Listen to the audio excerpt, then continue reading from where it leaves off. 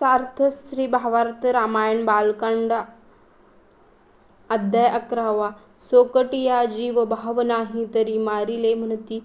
पाही तेवी मुक्त देहीचे विदेह भय नाही मारणेची सोकटी निम्हालियाही पाटी कोण धर्मात्मे चढे वैकुंठी कोण पडिले नरखा संकटी तेवी निजात्मदृष्टी भव मिथ्या ऐसी या स्थिती वर तू ही सुखे संसार स्वानंद क्रीडा करी भय न धरी श्रीरामा राजा प्रधान पशु या प्यादा कटहक्क बुद्धी बळी अवघे कष्ट एक तरी करीते खेळाचे कौतुक तैसे संसारिक मुक्तासी ऐसिया योगाची वृत्ती रघुनाथा रघुपती त्वाही सुखे संसाराप्रती स्वानंदे हे स्थिती क्रीडावे तत्स्मद्राज्य दिवी शयान्पर्यालोच विन्हस्वरान देवकार्यादि संभारस्त्वज पुत्र सुखी भव ओडबरीचा आंबा सफळ रस गोड परी मिथ्य मूळ तेवी मिथ्य लौकिक सकळ जाओनी अविहिकळ लौक्य संरक्षी बहुरूपी याची राव राणी नासोनी करीते संपादनी तेवी तू श्रीराम राजा राजपणी मर्यादारक्षणी वेदोक्त तुवाही निज अवतारावृत्ती सुखे असावे संसाराप्रती धर्म मर्यादा पूर्णोक्ती स्वानंद स्थिती क्रीडावे तोडी नवग्रहांची बेडी सोडवी देवांची बांधवडी उभावी रामराज्याची गुढी आज्ञा धडपुडी तीही लोकी सांडी समाधीची भ्रांती धनुष्यबाण घेऊनी हाती रामनामाची ख्याती त्रिजगती उद्धारी ऐसे वसिष्ठ सांगतात राम परमहानंदी तल्लीन त्यांच्या प्रबोधी कथा होय सांगता वाल्मिकी उवाच इत्यत्कोपी सदा राम किंचोन्योचे लय गता तया सुमन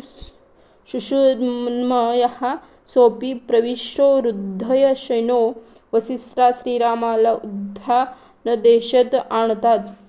या परी श्री रघुनाथा वसिष्ठो स्वयं प्रबोधिता रामा परमहानंदलय गथा कार्यार्थ स्फुरेनी त्या सोंगट्यांना जीव भाव नाही तरी मारले म्हणतात त्याप्रमाणे मुक्त पुरुष असतो त्याला मारण्याचा भय नसते कारण तो देही नसून विदेही असतात सोंगट्याला राजा प्रधान मानून मेला म्हणावे तर मेलेला व मारलेला स्वर्गाला गेला व वैकुंठाला गेला व कोणा नरकाला गेला तेथे मेलेला हा खोटेच असतो व मारलेला ही स्वर्ग नरक नाही त्याप्रमाणे आत्मदृष्टीने पाहता संसार मिथ्या आहे वसिष्ठा म्हणतात रामा तुझी अशी स्थिती संसारात राहावे हा अवतार लीला करावी व संसाराचे भय धरू नये बुद्धिबळाच्या खेळात राजा प्यादा प्रधान इतर सर्व लाकडीचे असतात तर खेळ मात्र कौतुकाने खरे म्हणून खेळतात तसे मुक्त पुरुषांना संसार असतो अशी जी मुक्तीची स्थिती असते त्याचप्रमाणे हे रघुपती तू सुद्धा सुखाने संसारात स्वानंदाने अशी क्रीडा करावी वसिष्ठ म्हणतात जादूचा आंबा गोड असतो पण त्याला झाड मूळ नसते तसेच हे सर्व लौकिक आहे हे ओळखून विकारारहित होऊन लोकांचे रक्षण तू करावे बहुरूपी खेळामध्ये राजा व राणी होतात या वास्तविक ते राजा व राणीही नसतात पण असल्यासारखे दाखवतात त्याप्रमाणे रामा तुम्ही येथे राजा होऊन राज्यपणासारखे राहावे व भेद मर्यादाचे रक्षण करावे रामा तू तुझ्या अवतारवृत्तीचे या संसारात सुखाने असावे पुराणीने सांगितलेल्या धर्ममर्यादा सांभाळून स्वानंदाने क्रीडा करावी नवग्रहाची वेडीही तोडावी देवांची बांधवडी सोडवावी आणि रामराज्याची गुढी उभारावी तुझी आज्ञा तीही